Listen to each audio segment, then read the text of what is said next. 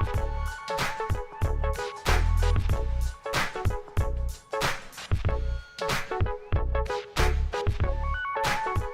hello, and good morning, party people. Welcome to another edition of Dodgers Territory. I am not Alana Rizzo. I am Clint Pasillas. Joining me in my seat is my friend Casey Porter. You can find him as Dodgers Daily here, or Dodger Daily, here on the internet machine. Alana, don't worry, she hasn't quit. She's going to be back, everybody. She is on vacation, but she also, congrats to her, got a new gig doing some analyst stuff for the Boston Red Sox, but she will be back on Thursday. But for now, we got a heck of a guest filling in, my friend Casey. How you doing, Casey? How are things in your neck of the woods? I don't know what the snow situation's like and how you like these Dodgers for a second. Oh, yeah. Things are great here. And, hey, it's going to rain tomorrow night. We're going to miss the Clayton Kershaw rehab. They actually moved him to the complex for his rehab start tomorrow because of possible rain here. But I've had a chance to see him twice, so super exciting to see that get ramped up. Guys, if you don't mind, please like the show, rate the show 5 stars, all that kind of stuff on the podcast platform, subscribe, all that stuff, subscribe to Casey's show, and all these things, we're just settling in. We're settling in, but we're going to get into the big ticket and talk about Dodgers taking 2 of 3 from the Braves in Atlanta. Yeah. So again, two of 3 in Atlanta. The series was a bit of a grind. Entering the series, of course, we learned that Casey Porter's friend, Tommy Edman, headed into the injured list with an ankle issue. And then, of course, we find out, I would say, Casey Porter's friend here, Hyeseong Kim, was the guy calling up. You were the first on it. A few people also had it, including Fabian Ardaya. But you were the first on Hyeseong Kim. And we'll talk Kim a little bit later. But if we're just looking at this particular series, again, you start the series with Edman going to the IL, and then you got a 3-hour rain delay on Saturday. Roki Sasaki was pretty dang good, all things considered. But the team, eventually looks pretty flat on Sunday, as Bill Plunkett notes. They didn't leave and get to the ballpark, get home until after 2 in the morning. And some people will tell you no good things happen after 2 a.m. All things considered, Dodgers take 2 of 3. That's what you want to do. You want to go out there and win series. But what did you see in the series? What do you like? What can this team build on moving forward and playing the pretty bad Miami Marlins? Yeah, could the Oklahoma City Comets go 5-5 in a 10-game series with the Marlins? I think that's a legitimate question. What you saw was a team that was playing a Braves team yesterday that was desperate. And then also, I commented on our live show last night. You see it; it's day in and day out. I mean, it was like the and I love the Braves. I grew up watching the Braves. I go all the way back to the Dale Murphy days when they were on TBS every night. I love Brian Snitker. I love all their players. So I like watching the Braves. I like the fact they're good.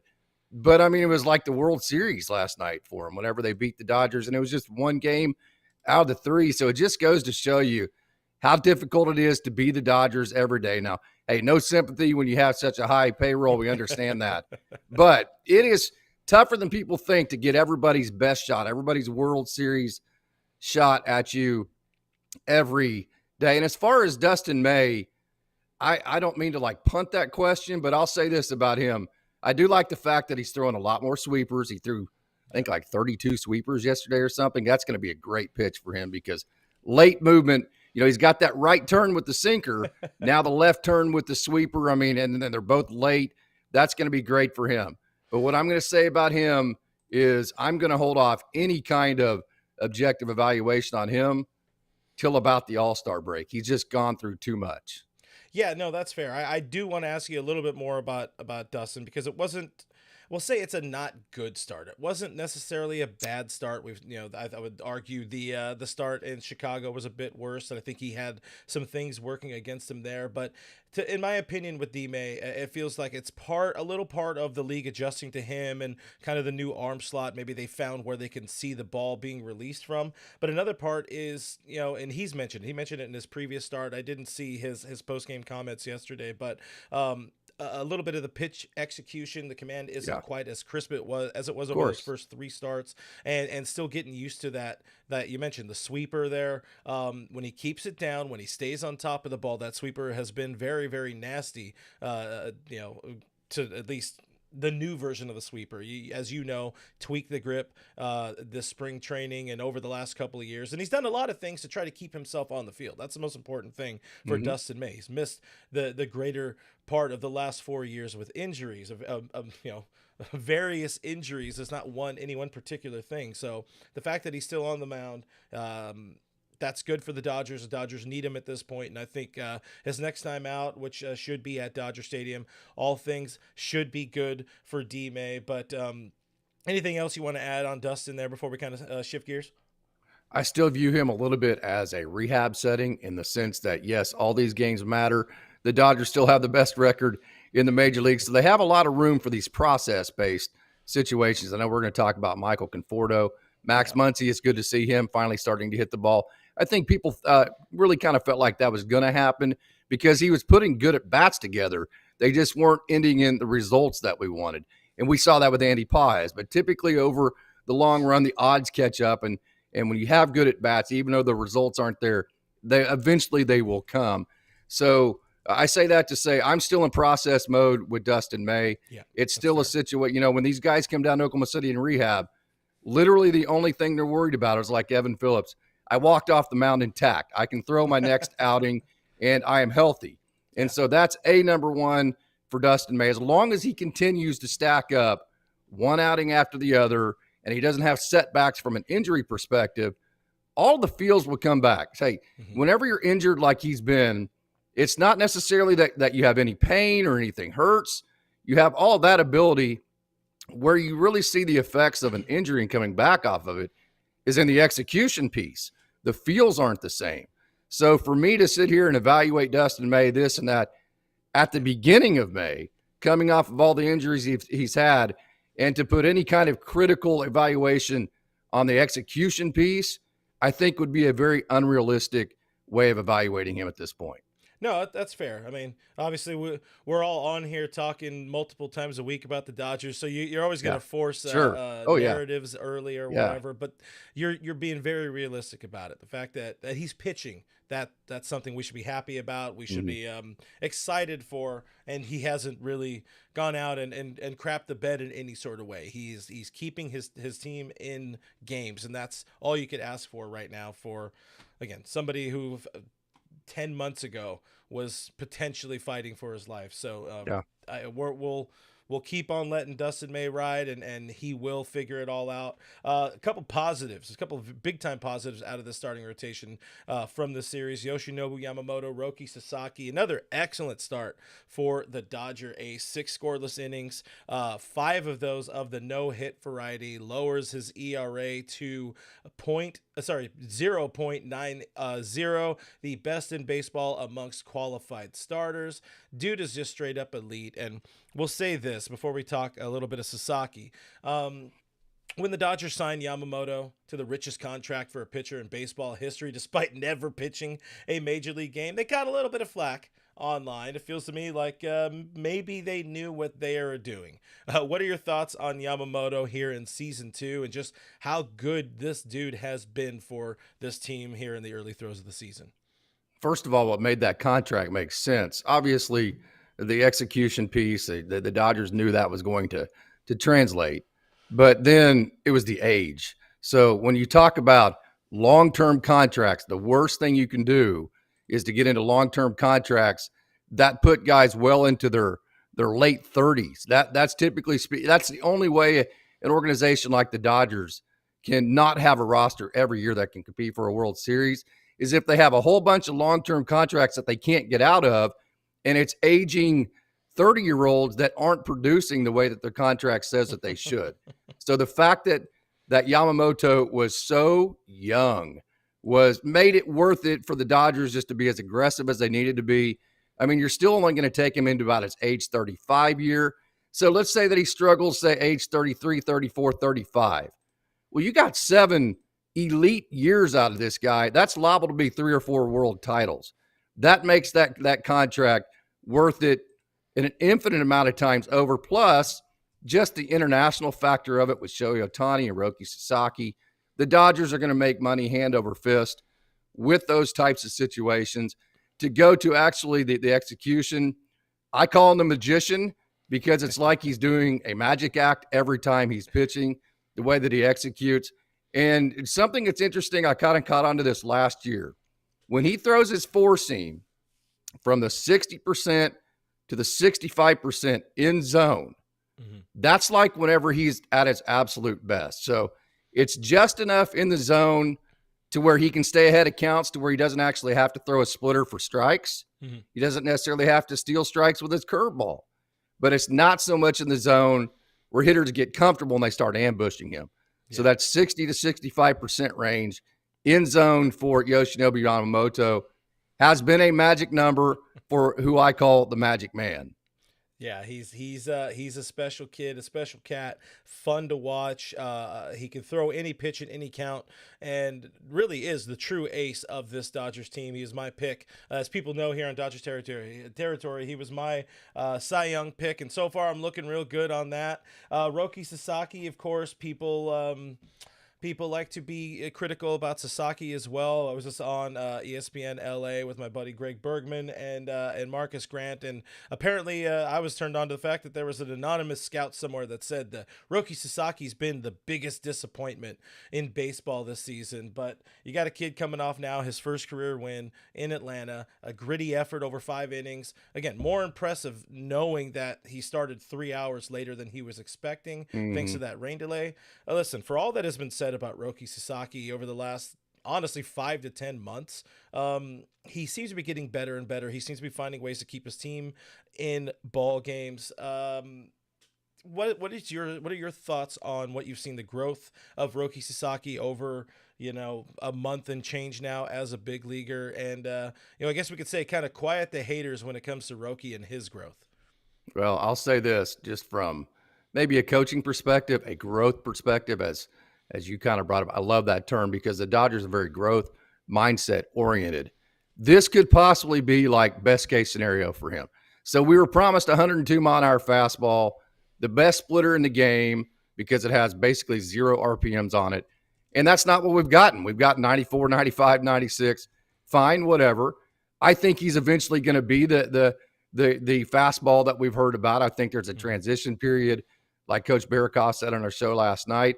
A transition period to the new mound, a transition period to the new ball, a transition period to being in a foreign country with foreign languages, foreign foods, and then you're going to Tokyo, then you're coming. I mean, it's been a crazy situation for him. So I say that to say I think the velo, as he settles in, you get around the All-Star break, I think we're probably going to see that velo bump as he goes on. In the meantime, what Roki Sasaki has had to do is he's really had to learn how to pitch. He's had to learn how to get gritty. He's had to learn how to just kind of be a guy that has to pitch like everybody else does versus just using a 102 mile an hour fastball and a ridiculous splitter to bully hitters. So what could happen, the positive side of the way I like to look at things is you could end up in, say, July or August with a guy that is hitting 102 like we thought he was going to because he's gotten comfortable, but then also had to take a period of time to learn how to pitch. At that point, now you got the best of all worlds. Is that a little bit too Pollyannish for you? No, I think it's fair. And I think what we're doing right now, what we're seeing right now is him, like you said, he's learning the mound. He's learning the lay of the land. He's learning hitters, but he's also, I think, learning to move the ball a little bit more, move his fastball a little bit more. And that's something about a week and a half ago, 2 weeks ago, we spoke with former big league pitcher Trevor May about the fact that he believes that Roki needs to add another fastball to the mix, whether it be a cut fastball, more of a two-seamer, and I think you have seen at least more of that arm side ride to his fastball of late, because one of the critiques was maybe that fastball is a little too flat, and if it's not 102, it's going to get hit, which is maybe something we saw earlier when he was trying to kind of sell out for velo in his first couple of starts. He's been more consistent, I think, of late in staying in that 94 to 97 pocket. And I'm not concerned. I am not concerned about the velo being down because he's been pretty solid for this team. We got to take a break right now. We're going to be back in a moment after a quick word from Todd Frazier and Scott Braun, and we'll talk more Dodger baseball. If you want to be bougie and have your own personal shopper, Hungry Root is actually the spot, and you can do it at an affordable price. Yeah, without a doubt. And especially with my busy schedule with kids on the run all the time, baseball, gymnastics, I need a source that's going to get me going and my kids as well. So I'll pop in an easy chicken parm or grilled chicken, put it in a nice container, get it to go, and the kids are excited, and they're full, and they're nutritional, and it's ready to rock for their games. There will be snacks that you have never heard of that you will immediately fall in love with. They will pick them out for you if you want. Obviously, you can go on there. You pick all of your preferences. Hungry Root gets the job done. Okay, FT fam, we love Hungry Root. Take advantage of this exclusive offer for a limited time. 40% off your first box plus a free item in every box for life at hungryroot.com/FT. That's code FT. hungryroot.com/FT. Code FT for 40% off your first box and a free item of your choice for life. The code is simple. It's 2 letters, FT.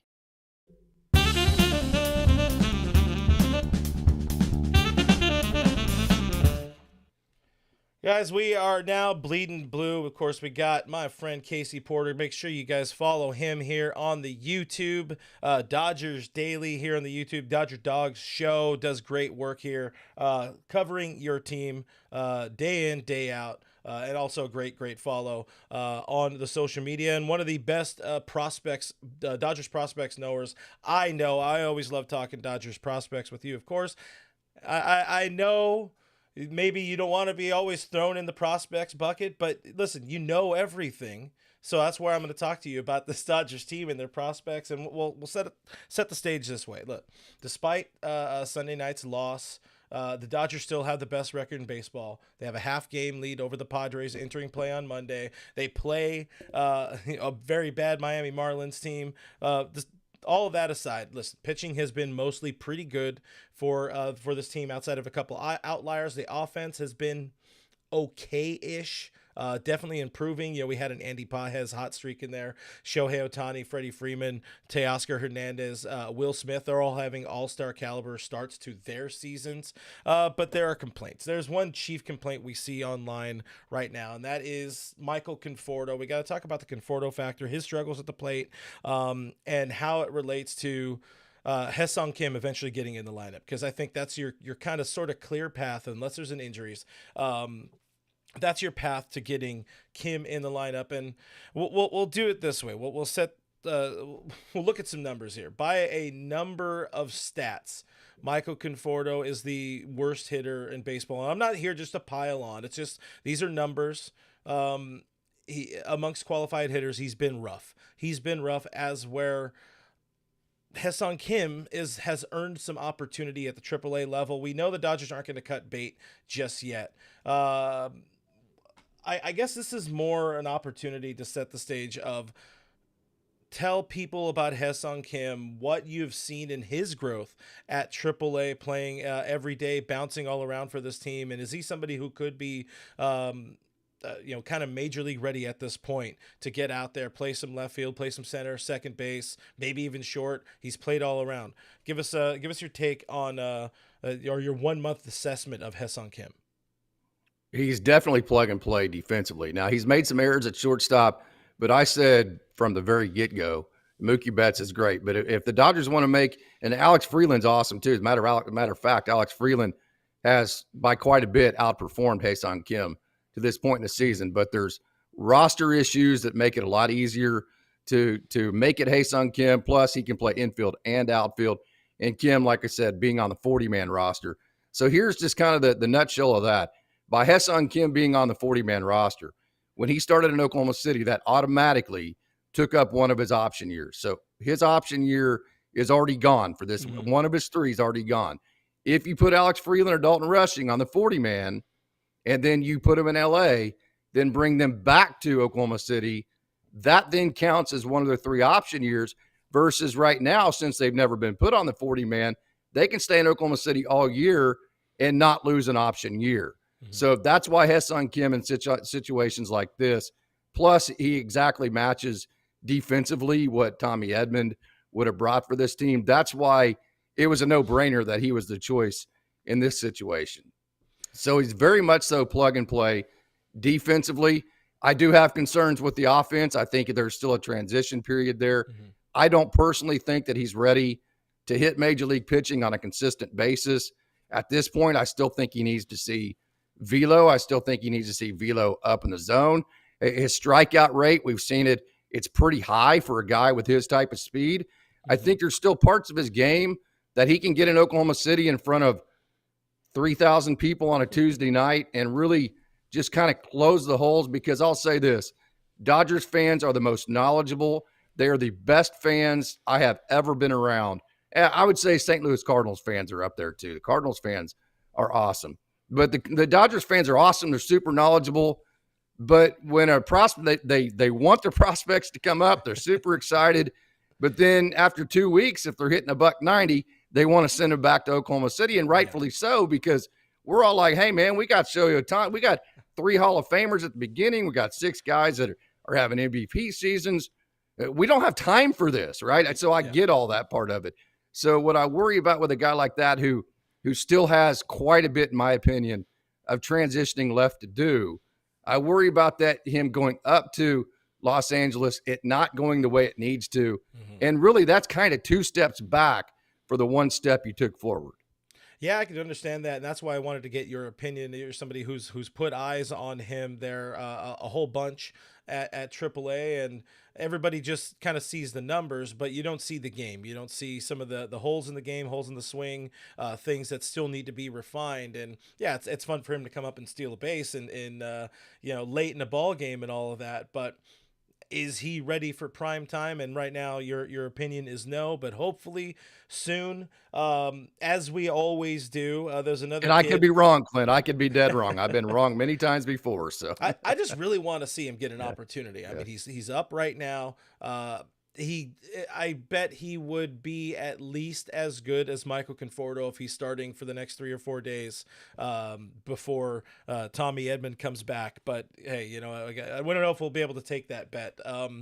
And another one of the guys, everybody kind of lost their mind over the weekend when they saw Dalton Rushing getting the start in left field. And we talked a little bit in the offseason on my channel about Dalton Rushing as the left fielder, that whole experience. The whole point is getting him in the lineup, finding ways to get him here at the big league level because the bat is ready.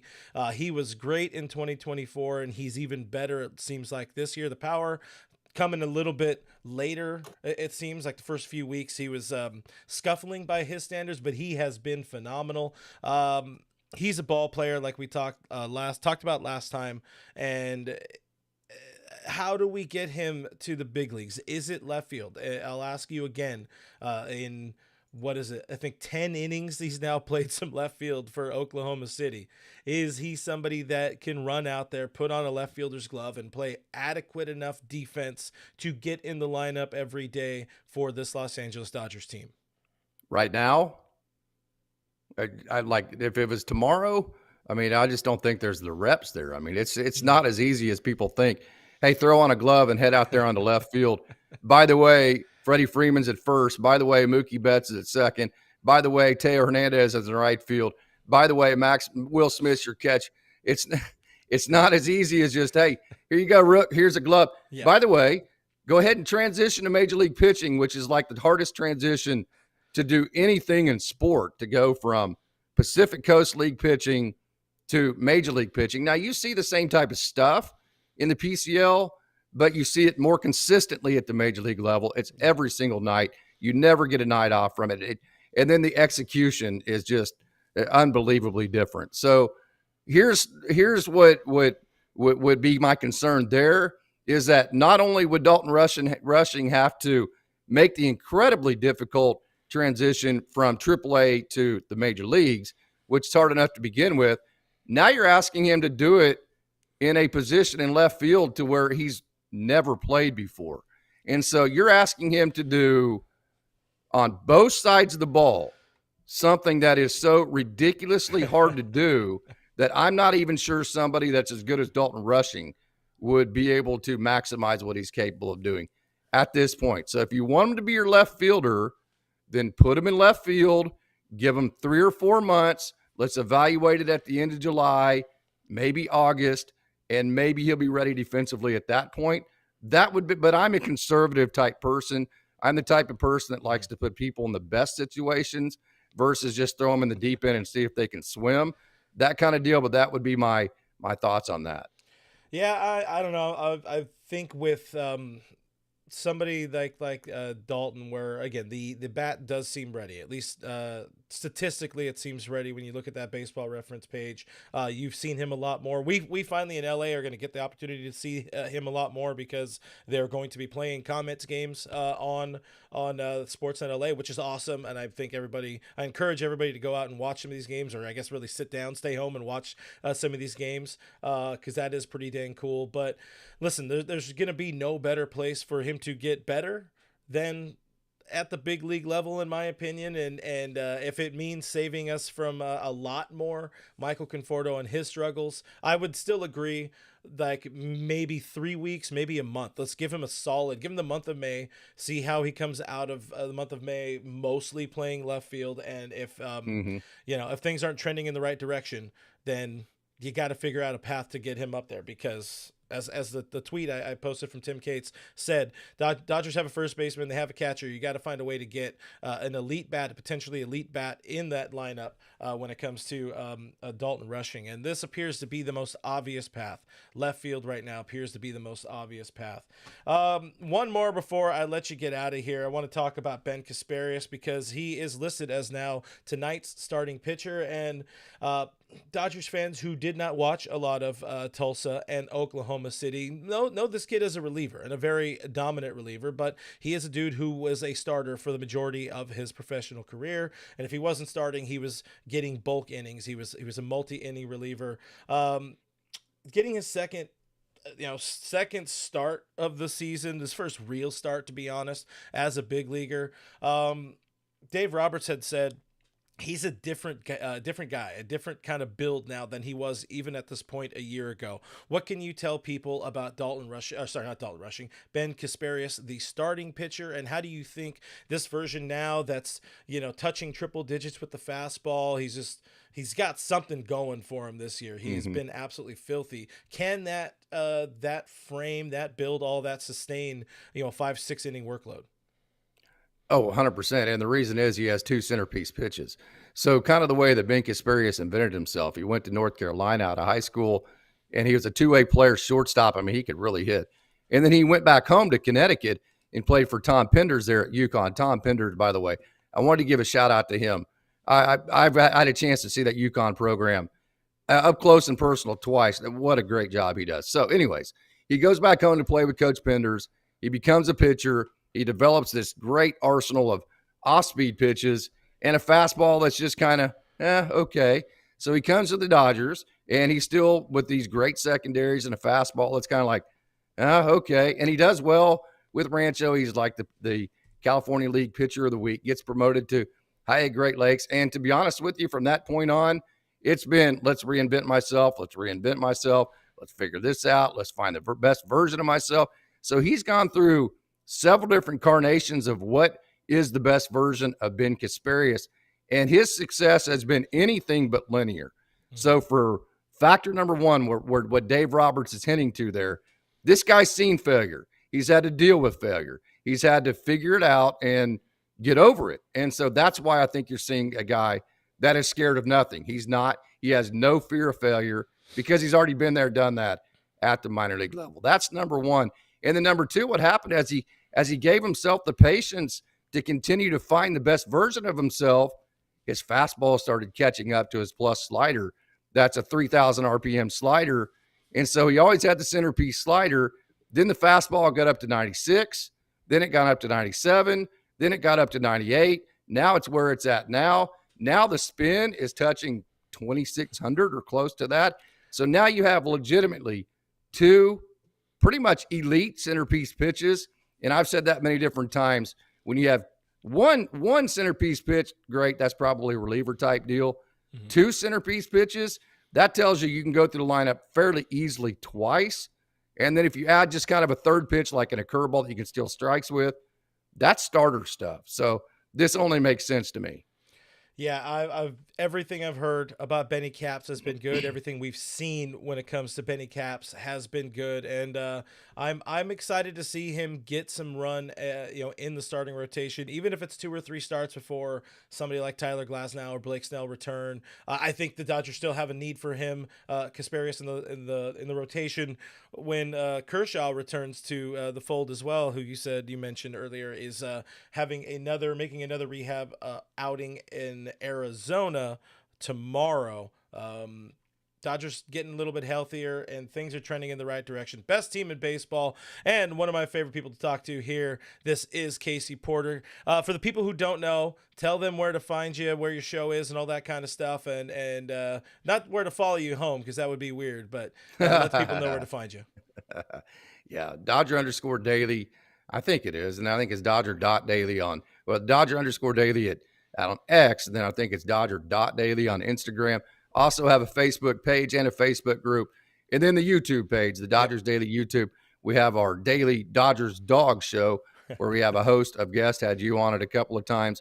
Always gracious whenever you come on, Clint. So we do a lot of down the farm segments. We do a lot of live shows. We do a lot of just kind of differing opinions from different types of people. So definitely check out Dodgers Dogs as part of the Dodgers Daily Network.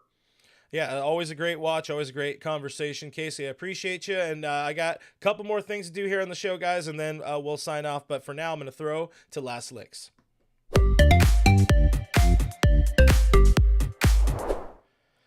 All right, guys, Alana is still out. She will be back on Thursday. We will be together on Thursday for a second. But first, I want to remind you one more time, while you still have time, go check out this auction to benefit Guidry's guardian. She would appreciate it a whole bunch. Everybody in the world would appreciate it a whole bunch. Head to 32auctions.com/LAALAD, and you can bid on a package to get you some tickets. You and your friends, you and your family, you and your girlfriend, whoever you bring in.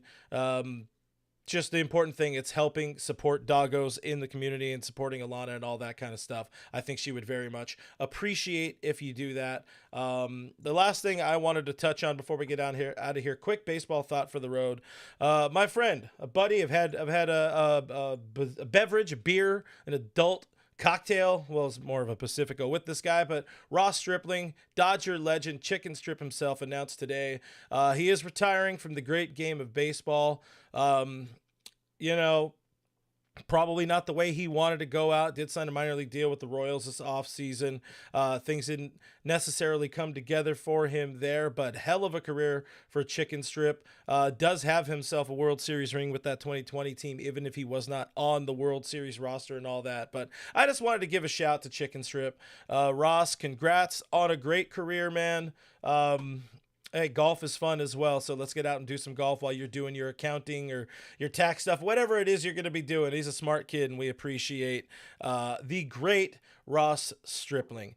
Guys, thank you for hanging out with me. Big shout out once again to Casey Porter for joining me here on the show. Go check him out on all those things. I will have them linked in the description of this video.